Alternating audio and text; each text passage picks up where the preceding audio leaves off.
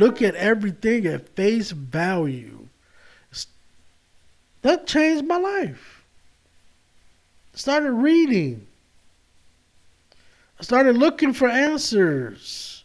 I started seeking. And after I started seeking, man, I ain't trying to make this into no testimony.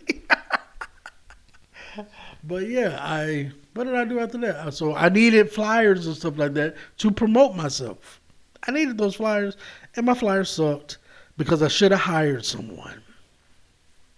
But this was my first dealing with creating flyers and making logos and stuff like that. And it really just, after we stopped that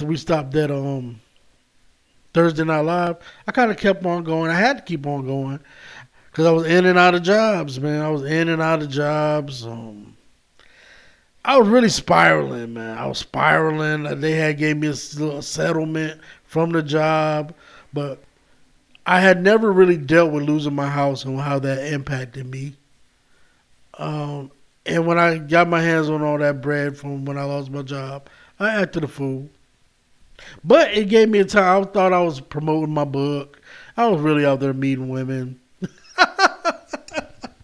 I was mean on the mic though. I was mean on the poetry mic. Woo, buddy. Mean. Then I learned you're gonna deal with the same thing in poetry you deal with the rap dudes. All the competition. You're the new guy. You're always gonna be last. I didn't feel like climbing up a ladder again, bro. I didn't feel like it. But the poetry thing I really was good at. So I was selling my book.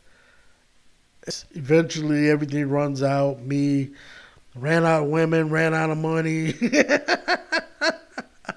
ran out of excuses. Ended up moving in with my sister. And when I moved in with my sister, and I was like, man, this is a perfect opportunity for me to actually get serious about my joint. So that's when I got my first real big client in the graphic design space, and that was from Full Street Wings. She was my first big client that believed in me at JBX Media Group. Yep, I think this was before I was even calling myself JBX Media Group. I don't know. It was in there somewhere. And I know I was living with my sister. I know I was depressed as heck. Still coming off of a lot had happened in my life prior to that point. This is my first time having to move in with somebody. You know what I'm saying? Like my family member, I was like, dang, bro. I just felt like I was rock bottom. Little did I know. I was far from it. Oh, man. So I got serious about it. I started doing book covers, logos, flyers, and it was, few and far between, but you know what? I was making real money. I remember being like, damn, people are really paying me their money for me to do business with them. This is the first time in my life I had made real money on my own. That I didn't, like real money. Not just selling a painting here or there or drawing here and there. I'm talking about some consistent bread.